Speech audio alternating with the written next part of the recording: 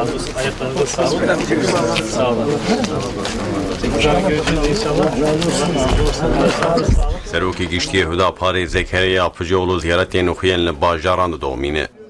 Yapıcıoğlu di ziyaretan da bi xelkê re tên mal hevdi û pirsgirêkê wan gudarî dike.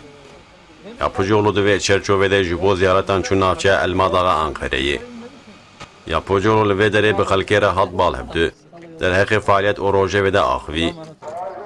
Yapıcıoğlu derheqê aborî û îktisadê de beyan da û got. Li Tirkiyeyê çavkaniya pirsgirêkên aborî û îktisadê sîstema kapîtalîzmê ye. Dibêjin ji xeynê sîstema kapîtalîzmê sîstemek nabe. Ev çewtiya ewilê. Dibê ji bo serazkirinê ji vê yekê de dest pê kirin.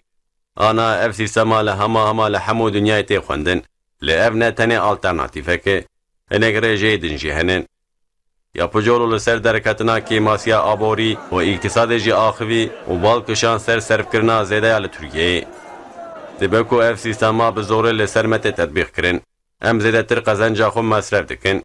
Yani em hemû xel malbaz sazî, şîrket, şaredarî û her wekî daîreyên dewletê yên din ji ber vê yekê di bütçeya me de kêmasî derdikeve. Sebeba vê yekê jî kapîtalîzm e.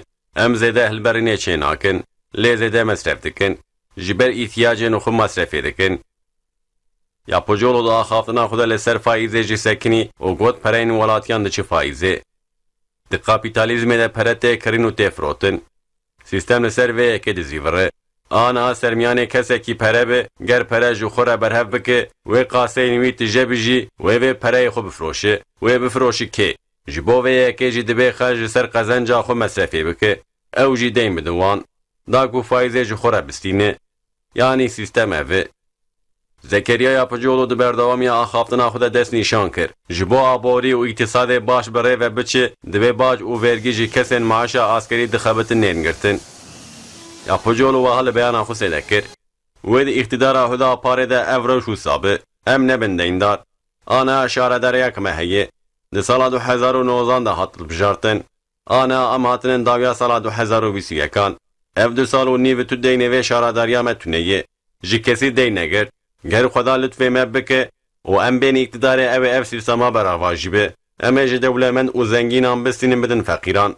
Em dibêjin quruşek be jî bac û vergiyan em ji kesên maaşa askerî dixebitin nastînin. Em dibêjin ji îhtiyaca mecbûrî wê bac nên girtin. Em dibêjin ji bo xwarin, vexwarin, cil û bergan, xanî, enerjî, perwerde û weka saetê bac û vergiyan em ên neslînin. Yapıcıoğlu piştî bernameyê ji bo xebatên partiya xwe çû Kırıkkale'ye.